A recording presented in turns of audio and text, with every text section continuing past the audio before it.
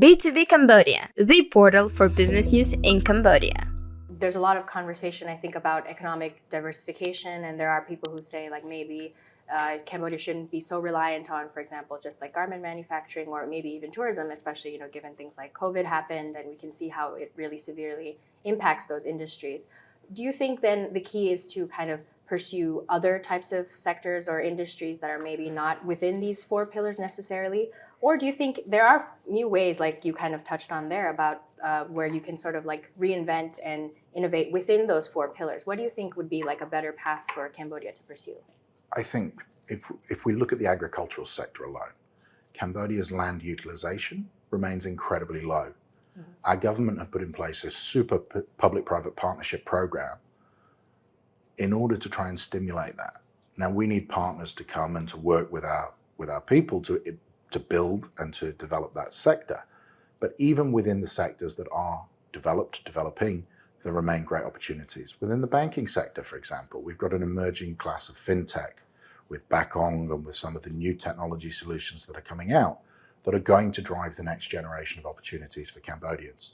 So whether you're in an early stage sector like agriculture or you're in a much more mature sector like banking, there's always opportunities there. So when we look to the future of Cambodia's economy, and I think the current pentagonal strategy as well, a new dimension of this strategy too is digital technology and sort of introducing new technologies within all these sectors in Cambodia.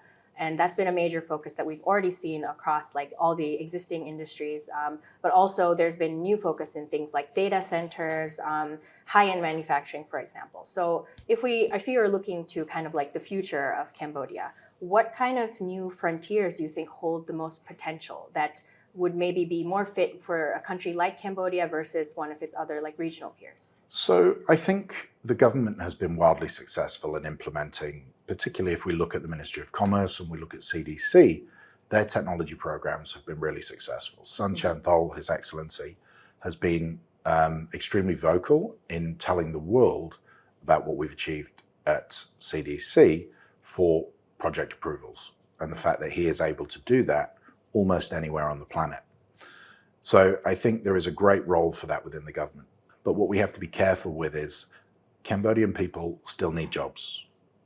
We have people who are relatively low skilled and who could be rapidly outpaced by technology. Mm-hmm. We have to ensure that we support those people through education and through upskilling and through developing our economy before technology comes in and makes them obsolete and leaves them behind. And that's a very real risk of technology. It isn't a Cambodia unique issue. The fourth industrial revolution is a challenge that's being faced by governments around the world, and solutions are being bandied around by many countries for everything from universal basic income to full state support and beyond for how we manage those solutions. There is no coherent single answer as a best solution or a best fit solution for that problem.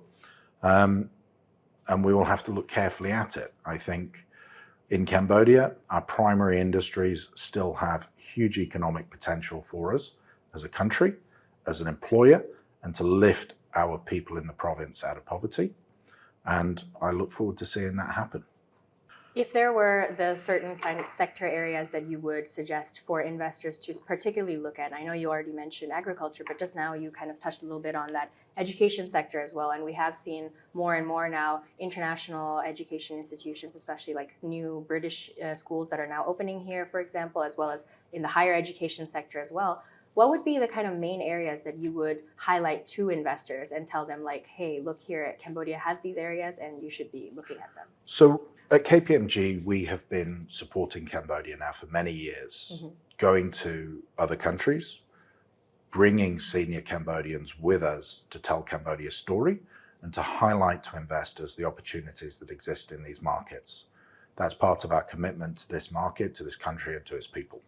In the developed world, you have high competition.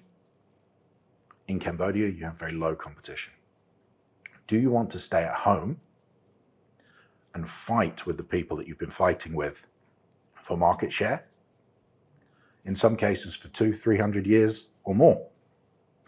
Or do you want to come to a country where competition is low or non-existent? Where there is a market that's crying out for your goods and services? where you can come in, capture market share very quickly, relatively low customer cost of acquisition, and you can solve a problem for its people. So that competition and the absence of high levels of competition are a major driver for why people should evaluate participation in the Cambodian economic opportunity. So it's great to hear that you're very confident in the future of Cambodia, and I hope that our audience will also get that positive message and be a little bit more optimistic, even though current times are maybe not looking the best, but in the future we've definitely got something bright coming. Thank you very much for the opportunity. I think it's very easy for us to be downcast because of the current economic headwinds that we're facing, but we have to remember that in a healthy economy, we have a cyclical economy. We have boom, bust, and recovery cycles. And the recovery cycle comes from the entrepreneur and from rebuilding and taking advantage of the opportunities that have been created by the economic downturn. Right. So this is arguably the most exciting time in Cambodia, on modern Cambodia's history. Yeah, very well said. I definitely agree. Thank you so much for your time today. Thank you.